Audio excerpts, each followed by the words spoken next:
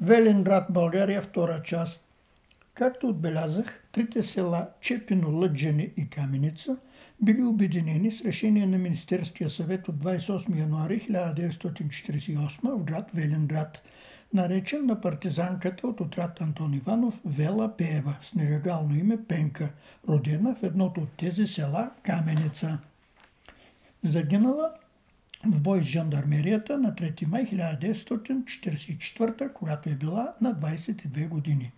Като интересен факт може да се спомене, че край Велинград се пресича 24-я меридиан източна дължина и 42-я паралел северна ширина.